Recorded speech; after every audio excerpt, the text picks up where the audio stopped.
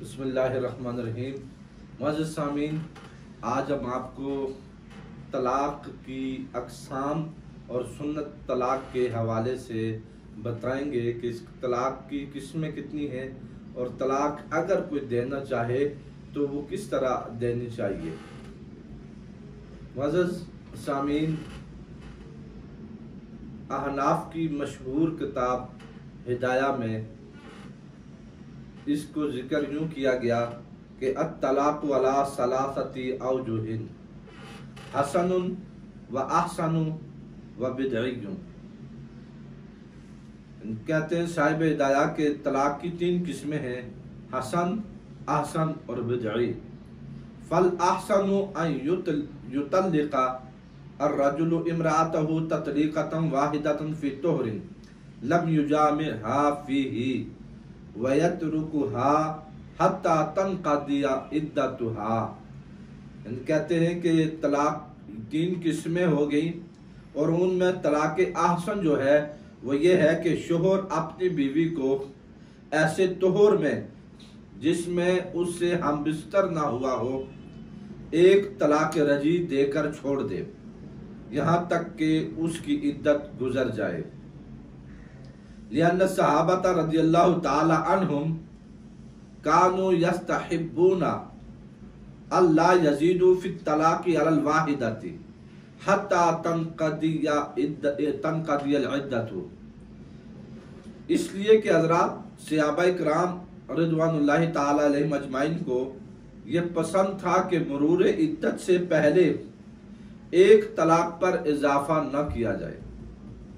और ये चीज उनके यहाँ इस बात से ज्यादा बेहतर थी कि शोहर अपनी बीवी को हर तोहर के वक़्त एक एक करके तलाक दे, और इसलिए भी कि ये नदामत से ज्यादा दूर है और औरत के लिए कम तकलीफ दे है और कराहियत में किसी का इख्तलाफ नहीं है। यानी ये उन्होंने तफसील जिक्र की और इसके साथ ही कहा कि वल हसनु हुआ तलाक़ु सुन्नती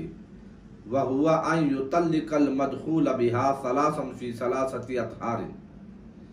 और तलाक़ हसन जो तलाक़ सुन्नत है और वो ये है कि मदख़ूल बिहा को 3 तोहर में 3 तलाक़ दे। अब देखिए कि किस आसान अंदाज से उन्होंने तलाक़ की अक़साम को बयान किया और फिर सहाबाए किराम के जो वो पसंद करते थे उसको भी जिक्र किया। तो इस सारी गुफ्तगू का खुलासा ये है कि तलाक़ की 3 किस्में हैं, हसन, अहसन और बिदई। और तलाक़ अहसन ये है कि शोहर अपनी बीवी का हैज बंद होने के बाद आने वाले तोहर में जमा करने से पहले पहले एक तलाक़ रजी दे। और आप देखिए कि जो तरीका शरीयत ने बयान किया है उसमें बंदे के लिए बहुत भलाई है, उसमें खैर का पहलू ही है कि दीन और इस्लाम हमेशा लोगों की भलाई चाहता है, उनके लिए खैर चाहता है। और उसने एक आसान तरीका रखा कि एक तलाक़ रजी दे ताकि रुजू करना चाहे तो दौरान इद्दत रुजू भी कर सके। हो सकता है कि चूँकि तलाक की नौबत तो तब आती है जब मियाँ बीवी के दरमियान झगड़ा होता है और उस वक़्त मियाँ बीवी दोनों गुस्से में होते हैं, तो अब गुस्से की हालत में खामन बीवी को तलाक दे बैठता है। उस वक़्त गुस्से में होते हैं, एहसास नहीं होता, लेकिन वक़्त गुजरने के साथ वो इस अपने अमल पर बहुत शर्मिंदा होते हैं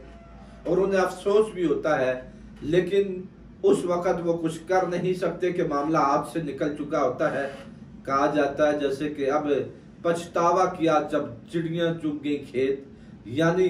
जब तलाक दे चुका सो अब अफसोस करने का कोई फ़ायदा नहीं है। इसलिए शरीयत ने एक हद मुकर्रर की, एक तरीका बताया है। अगर इंसान उस तरीके पे अमल करे तो वो फिर भी शर्मिंदगी से बच सकता है और वो एक तलाक दे के इंतज़ार करे, तो इस दौरान उनका गुस्सा ख़त्म हो तो हो सकता है बामी फिर से वो रुजू करना चाहें तो उनके लिए एक सूरत रुजू की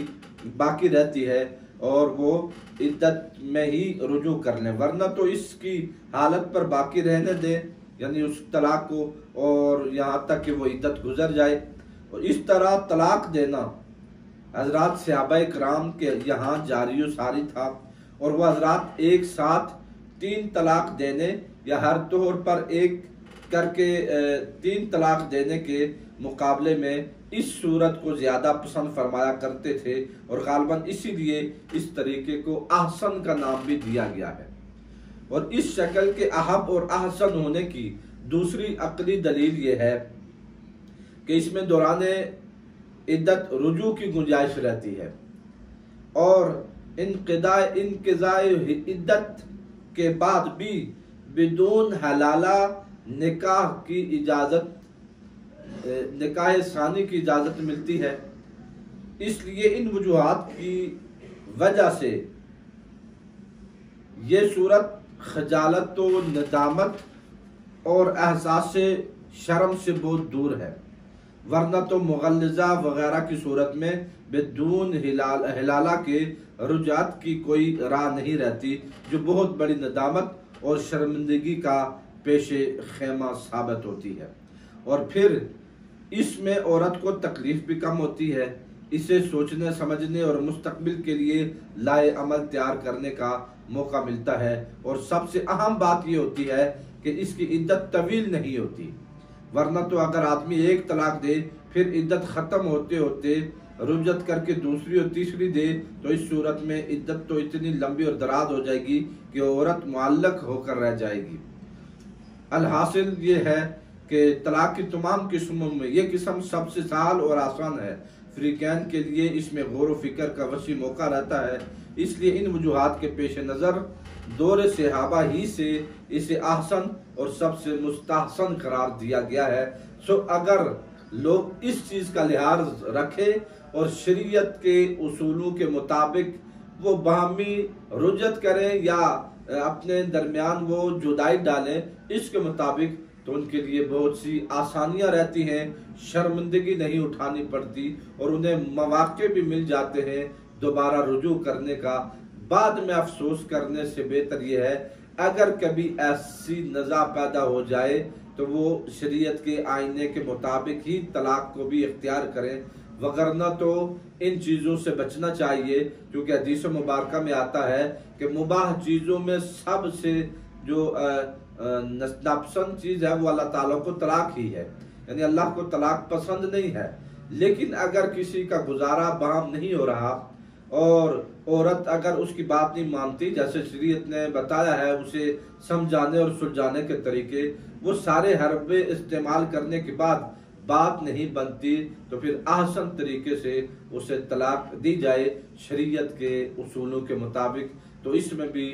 خیر اور بھلائی کا پہلو ہی ہمیشہ نظر آتا ہے۔ اللہ رب العزت ہماری ان نفرتوں کو ختم کرے، اور وہ لوگ جو نکاح کے ذریعے آپس میں ملتے ہیں اللہ انہیں تا دم مرگ ہمیشہ اکٹھا رکھے، اور ایسے ہر قسم کے فتنے اور جھگڑے سے اللہ سب کو محفوظ رکھے۔ وما علیہ الا البلاغ۔